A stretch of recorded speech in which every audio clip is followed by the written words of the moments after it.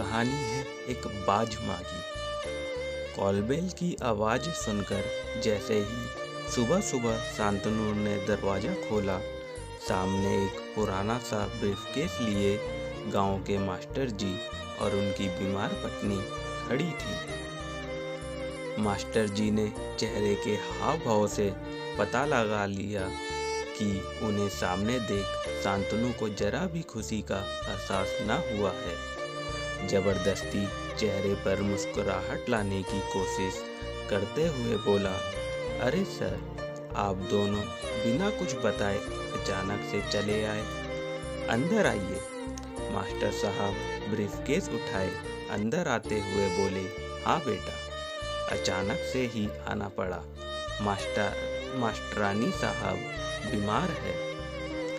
पिछले कुछ दिनों से तेज फीवर उतर ही नहीं रहा, काफ़ी कमज़ोर भी हो गई है। गांव के डॉक्टर ने एम्स दिल्ली में अविलंब दिखाने की सलाह दी। अगर तुम आज ऑफिस से छुट्टी लेकर जरा वहां नंबर लगाने में मदद कर सको तो।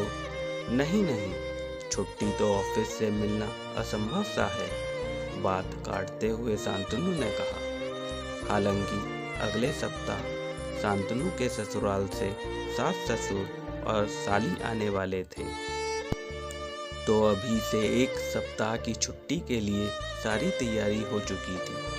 थोड़ी देर में प्रिया ने भी अनमने ढंग से 2 कप चाय और कुछ बिस्किट के उन दोनों बुजुर्गों के सामने टेबल पर रख दिए। सान्या सोकर उठी तो मास्टर जी और उनकी पत्नी को देखकर खूब खुशी से चहकते हुए दादू दादी बोलकर उनसे लिपट गई। दरअसल 6 महीने पहले जब शांतनु 1 सप्ताह के लिए गांव गया था, तो सान्या ज़्यादातर मास्टर जी के घर पर ही खेला करती थी। मास्टर जी निसंतान थे और उनका छोटा सा घर शांतनु के गांव वाले घर से बिल्कुल सटा था। बूढ़े मास्टर साहब खूब सान्या के साथ खेलते और मास्टरानी साहिबा बूढ़ी होने के बावजूद दिन भर कुछ न कुछ बनाकर सान्या को खिलाती रहती थी। बच्चे के साथ वो दोनों भी बच्चे बन गए थे। गांव से दिल्ली वापस लौटते वक्त सान्या खूब रोई। उसके अपने दादा दादी तो थे नहीं, मास्टर जी और मास्टरानी जी में ही सान्या दादा दादी देखती थी। जाते वक्त शांतनु ने घर का पता देते हुए कहा कि कभी भी दिल्ली आए तो हमारे घर जरूर आए, बहुत अच्छा लगेगा। दोनों बुजुर्गों की आंखों से सान्या को जाते देख आंसू गिर रहे थे और जी भरकर आशीर्वाद दे रहे थे। कुल्ला करने जैसे ही मास्टर जी बेसिन के पास आए, प्रिया की आवाज़ सुनाई दी, क्या ज़रूरत थी तुम्हें इनको अपना पता देने की? दोपहर को मेरी सहेलियां आती है, उन्हें क्या जवाब दूंगी? और सान्या को अंदर ले जाओ, कहीं बीमार गुड़िया मास्टरानी की गोदी में बीमार न पड़ जाए। शांतनु ने कहा, मुझे क्या पता था कि सच में आ जाएंगे। रुको, किसी तरह इन्हें यहाँ से टरकाता हूँ। दोनों बुजुर्ग यात्रा से थके हारे और भूखे आए थे। सोचा था बड़े इत्मीनान से शांतनु के घर चलकर सबके साथ आराम से नाश्ता करेंगे। इस कारण उन्होंने कुछ खाया पिया भी ना था। आखिर बचपन में कितनी बार शांतनु ने भी तो हमारे घर खाना खाया है।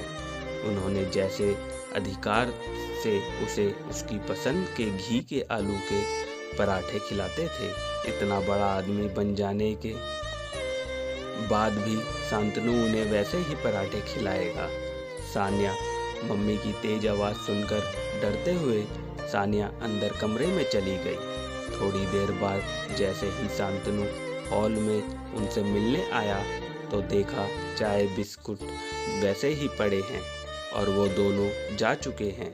सान्या की पसंद के अपने हाथों से मास्टरानी जी ने नमकीन बनाकर गांव से लेते आए थे। एक पुराने पॉलीथीन में नमकीन वहीं टेबल पर दोनों बुजुर्ग छोड़ गए थे।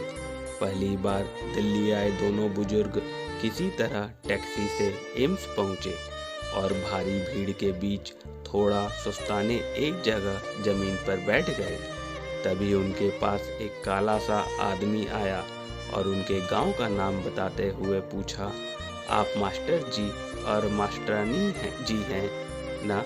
मुझे नहीं पहचाना, मैं कल्लू, आपने मुझे पढ़ाया है। मास्टर जी को याद आया, ये बटेसर हरिजन का लड़का कल्लू है। बटेसर नाली और मैला साफ करने का काम करता था। कल्लू को हरिजन होने के कारण स्कूल में आने पर गांव वालों को एतराज़ था, इसलिए मास्टर साहब शाम में 1 घंटे कल्लू को चुपचाप उसके घर पढ़ा आया करते थे। मैं इस अस्पताल में चतुर्थ वर्गीय कर्मचारी हूँ। साफ सफाई से लेकर पोस्टमार्टम रूम की सारी जिम्मेवारी मेरी है। फिर तुरंत उनका ब्रीफकेस सर पर उठाकर अपने एक रूम वाले छोटे से क्वार्टर में ले गया। रास्ते में अपने साथ काम करने वाले लोगों को खुशी खुशी बता रहा था, मेरे रिश्तेदार आए हैं, मैं इन्हें घर पहुंचाकर अभी आता हूं। घर पहुंचते ही पत्नी को सारी बात बताई। पत्नी ने भी खुशी खुशी तुरंत दोनों के पैर छुए। फिर सब मिलकर एक साथ गर्मा गर्म नाश्ता किए। फिर कल्लू की बीवी ने अपनी छोटी सी बेटी को मास्टरनी साहब की गोद में बिठा दिया। बच्ची उन बुजुर्गों के साथ खेलने लगी। कल्लू बोला, आप लोग आराम करें, आज मैं जो कुछ भी हूँ आपकी बदौलत ही हूँ। फिर कल्लू अस्पताल में नंबर लगा आया। कल्लू की माँ नहीं थी बचपन से ही। मास्टरनी साहब का नंबर आते ही कल्लू हाथ जोड़कर डॉक्टर साहब से बोला, जरा अच्छे से इनका इलाज करना। डॉक्टर साहब, ये मेरी बूढ़ी माई है। सुनकर बूढ़ी माँ ने आशीर्वाद की झड़ियाँ लगाते हुए अपने कांपते हाथ कल्लू के सर पर रख दिए। वो बांझ औरत आज सचमुच माँ बन गई थी। उसे आज बेटा मिल गया था और उस बिन माँ के कल्लू को भी माँ मिल गई थी।